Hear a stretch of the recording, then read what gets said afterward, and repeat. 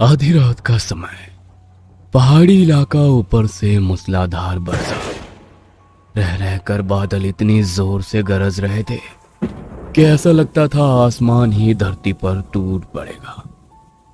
पिछले कई दिनों से हो रही इस बरसात के कारण पहाड़ों में लोग अपने घरों में कैद हो गए थे। इतने खराब मौसम में एक 22 साल का नौजवान पहाड़ के खराब रास्तों और नदी को पार करते हुए एक पुराने खंडहर तक पहुंच गया था। खंडहर में पहुंचकर उसने एक दीवार के पास जाकर उसे छूकर कुछ पल कुछ याद किया और फिर पास की जमीन को खोदने लगा। कुछ ही देर में उस युवक का फावड़ा एक मजबूत बक्से जैसी चीज से टकराया और उसी के साथ अब वो और भी उत्साह के साथ खुदाई करने लगा। कुछ ही देर में युवक के सामने एक लोहे का बक्सा रखा हुआ था, जिसे देखकर उसके चेहरे के भाव बदलने लगे थे। युवक ने बक्से पर लगे ताले को फावड़े से तोड़कर जैसे ही उसे खोला, अचानक ही आसपास का माहौल बदलने लगा। जंगल में चारों ओर से जंगली जानवरों के रोने की डरावनी आवाजें सुनाई देने लगी। आसपास के माहौल से प्रभावित हुए बिना युवक ने आओ देखा ना ताओ बक्से के अंदर झांक कर देखा और उसी के साथ वह जोर जोर से हंसने लगा। बक्से के अंदर कच्ची मिट्टी के बने 3 पुतले दिखाई दे रहे थे, लेकिन जैसे ही उसने मूर्ति को ध्यान से देखा, उसकी हंसी मानो गायब ही हो गई।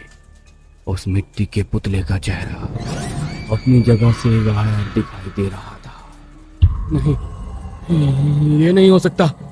मैंने तो पुस्तक में यही पढ़ा था कि मूर्ति मुझे ठीक इसी जगह मिलेगी। फिर ये धोखा क्यों और कैसे हुआ? ऐसी बिना सर की मूर्ति का क्या मतलब हुआ? युवक ने अपने साथ लाई हुई किताब उठाई और बेचैन होकर जल्दी जल्दी पन्ने पलटकर कुछ ढूंढने की कोशिश करने लगा। तभी एक पन्ने पर जाकर उसकी नजर थम गई। अचानक बाहर से जोर से बिजली कड़की और उसी के साथ वह युवक जोर जोर से सर पटक कर रोने लगा। आज कॉलेज के पहले सेमेस्टर का आखिरी दिन था। सभी छात्र बहुत उत्साहित नजर आ रहे थे। क्या बोलते हो भाई लोग, कहीं की ट्रिप हो जाए? यार, हमारे यहाँ से बस 1.5-2 घंटे की दूरी पर एक बेर घनी ऊंची पहाड़ियाँ है, उधर चलते हैं, ट्रैकिंग करेंगे, जंगल में ही कैंप लगाएंगे, बहुत मजा आएगा। अरे बोलना रवि, इतना चुप क्यों है? अरोरा सर बता रहे थे तेरा गांव भी कहीं इधर ही है ना? हाँ यार, मैंने कब मना किया, पहाड़ तो घर है मेरा और मैं साथ में रहूंगा तो तुम्हें किसी गाइड की भी जरूरत नहीं पड़ेगी। तो बस फिर हो गया मामला सेट। इस संडे को हम सब रवि के साथ उसका गांव देखने चल रहे हैं। अरे मेरे गांव को देखकर तुम लोगों को कोई खास मजा नहीं आएगा। अगर तुम्हारा घूमने का मन ही है ना, तो मैं तुम्हें एक ऐसी जगह दिखाऊंगा जो कोई गाइड तुम्हें दिखा नहीं पाएगा। सिर्फ इस पहाड़ी के कुछ लोकल लोग ही इन सब चीजों के बारे में जानते हैं। ऐसी भी कौन सी जगह है यार, ठीक से बताना, तूने तो एक्साइटमेंट बढ़ा दिया। बस इतना समझ लो, हमारे देश में जितनी भी रहस्यमय जगह है वो सब पहाड़ों पे ही है। पहाड़ों की ऊंची चट्टानों में आज भी ना जाने कितने गहरे राज दफन है। माउंट कैलाश हो या अमरनाथ, सब एक मिस्ट्री तो है। तो फिर ये तेरी वो मिस्टीरियस जगह देखने के लिए अब तो मैं भी बहुत एक्साइटेड हो गई हूँ। 3 दिन बाद शुक्रवार की शाम वो चारों दोस्त पहाड़ों की सैर पर निकल चुके थे। मनोज गाड़ी ड्राइव कर रहा था और बाकी सब हंसते गाते पीछे की सीट पर बैठे मस्ती कर रहे थे। ओके गाइस, तो ये वीकेंड मेरे पहाड़ों के नाम, इसलिए ट्रिप की शुरुआत मैं तुम्हें अपना एक पहाड़ी ड्रिंक पिलाकर करता हूँ। रवि ने एक गिलास में सारे दोस्तों को पीने के लिए कुछ दिया, जिसे पीकर उन्हें हल्का सनसनाहट सी महसूस होने लगी। डोंट टेल मी ये हार्ड ड्रिंक था ना? Feel different. नॉट एक्चुअली, हमारे यहाँ गांव में देसी तरीके से बनाते हैं और शादी पार्टी जैसे मौके पर सब लोग टेस्ट करते हैं। और हाँ, ये अल्कोहल नहीं है, बस इसमें हल्का सा नशा होता है जो थोड़ी देर बाद गायब हो जाएगा। इंटरेस्टिंग।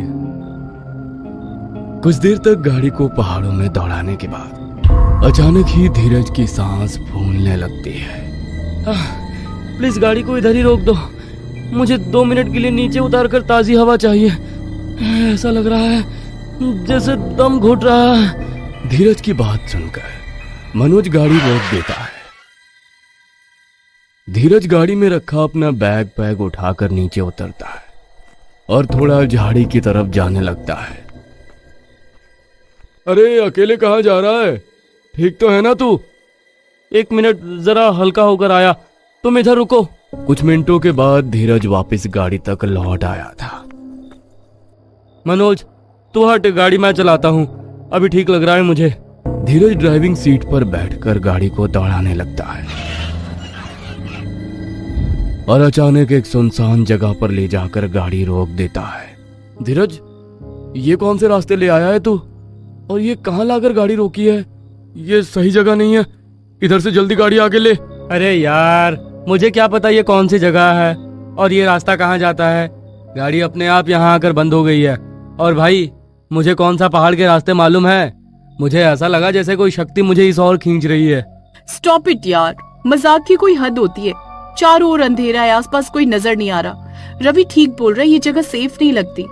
गाइज इधर देखो, यहाँ पर कुछ है, कुछ खंडहर टाइप। अब इधर आ ही गए हैं तो चलो अंदर देखते हैं। नो वे, नहीं इधर मत जाओ। मैंने कहा था ना कि मैं तुम लोगों को एक खास जगह दिखाने वाला हूँ। तो मैं तुम्हें जो जगह दिखाने वाला था ना, वो इसी जगह से रिलेटेड है। सोचा था ये कहानी सुनाकर तुम्हें थ्रिल फील कराऊंगा, लेकिन लगता है अब सच बता ही देना चाहिए। देखो, जैसे हम मानते हैं ना कि किसी जगह से शिवलिंग प्रकट हुआ था, वो उनका प्रकट स्थल हो गया, ऐसे ही ये जगह शैतान का प्रकट स्थल है। इसी जगह पर सालों पहले शैतान प्रकट हुआ था। आसपास के गांव के लोग इधर आना तो दूर, इसकी बात भी नहीं करते।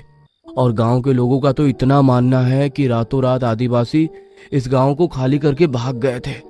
इसके पीछे भी जरूर इस शैतान का ही कोई ना कोई संबंध है। एक पूरा गांव रातों रात खाली होकर कहीं और चला गया था, और वो गांव भी मेरे गांव से कुछ ही दूरी पर ही है। मैं तुम लोगों को उधर ही ले जाने वाला था। दुनिया कहां से कहां पहुंच गई, लेकिन उस गांव के लोग आज भी अपने पुराने तरीकों पर ही टिके हुए हैं। ना बाहरी लोगों से कोई संबंध रखते हैं, ना ही उन्हें आज की कोई टेक्नोलॉजी और डेवलपमेंट से कोई मतलब है। और तो और उस कबीले के आसपास जाने से हमारे जैसे पहाड़ी लोग भी घबराते हैं। मुझे लगा था तुम सब शहर के लोग हो, ये कहानी सुनकर तुम्हें अच्छा लगेगा, लेकिन मैं नहीं जानता था यार, मेरे मन में आए हुए ख्याल हमें वाकई यहाँ तक ले आएंगे। अब तो मुझे लग रहा है वाकई ये जगह राक्षस के प्रभाव में है। मैंने सोचा और हम यहाँ पहुंच भी गए। अरे यार, इसमें इतना डरने जैसी क्या बात है? ठीक है, वो बाहर के लोगों से कोई कांटेक्ट नहीं रखना चाहते, ये उनकी चॉइस है। इस सबको इतना हाइप करने की क्या जरूरत है? अभी भी दुनिया में ऐसे बहुत से कबीले हैं जहां आदिवासी अपनी पुरानी परंपराओं के साथ रहते हैं। मैं तो अंदर जा रहा हूँ।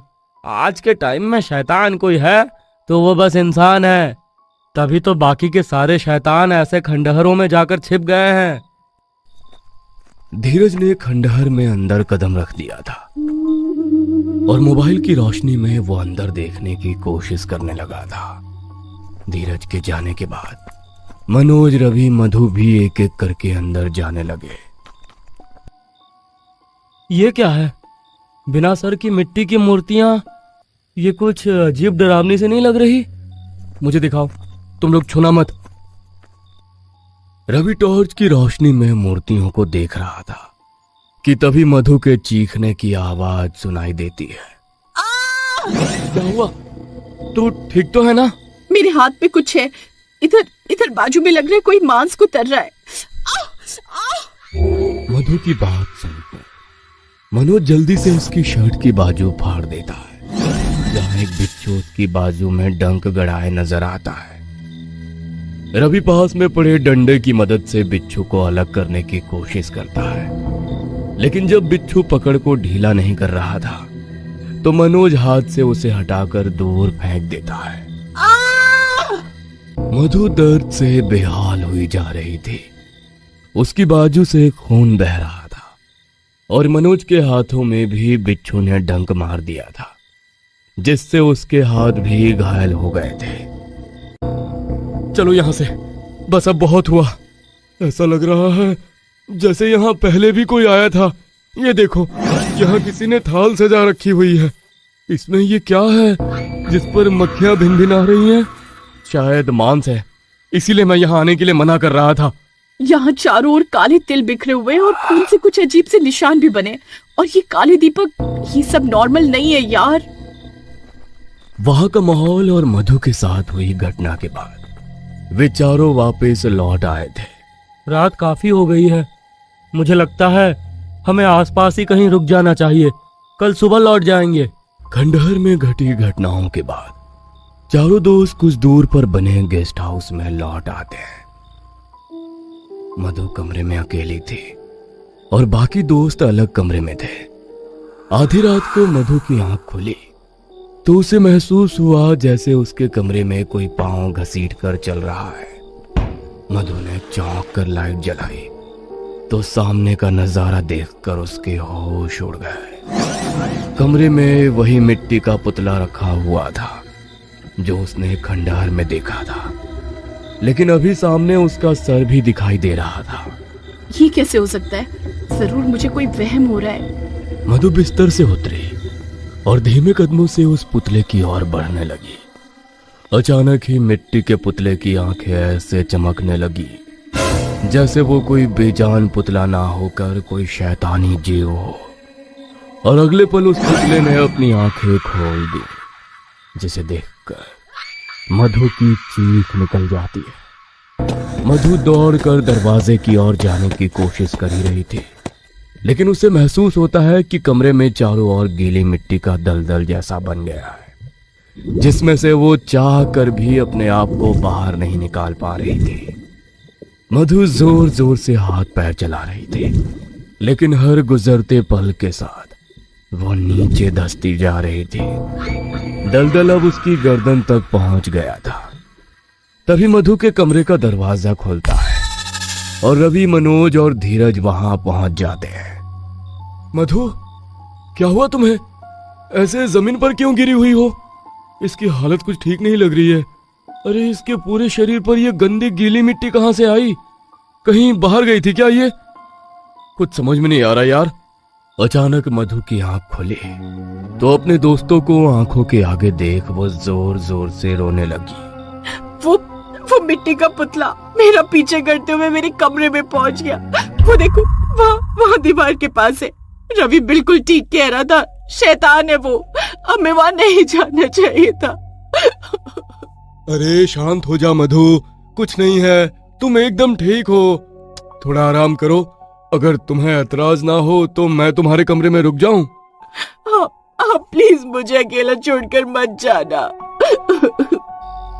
कुछ देर बाद मनोज ने मधु को समझा बुझाकर बिस्तर पर सुला दिया था और खुद वहीं पास में ही पड़े हुए सोफे पर आंखें बंद करके बैठ गया था। लेकिन रह रह कर मधु के पांव में लगी हुई वो मिट्टी और मधु की वो दलदल वाली बात बताना उसे परेशान कर रहा था। सोचते सोचते अचानक मनोज की भी आंख लग जाती है। कुछ देर बाद मनोज की आंख खुली तो सामने का नजारा देखकर उसने दांतों तले उंगली दबा ली। कमरे में हर तरफ गीली मिट्टी के निशान बने हुए थे, जो दीवारों से होकर छत और फिर खिड़की पर जाकर खत्म हो रहे थे। कहाँ गई मधु? और उसके पैर के निशान छत और दीवारों पर कैसे बने? ऐसा कैसे हो सकता है?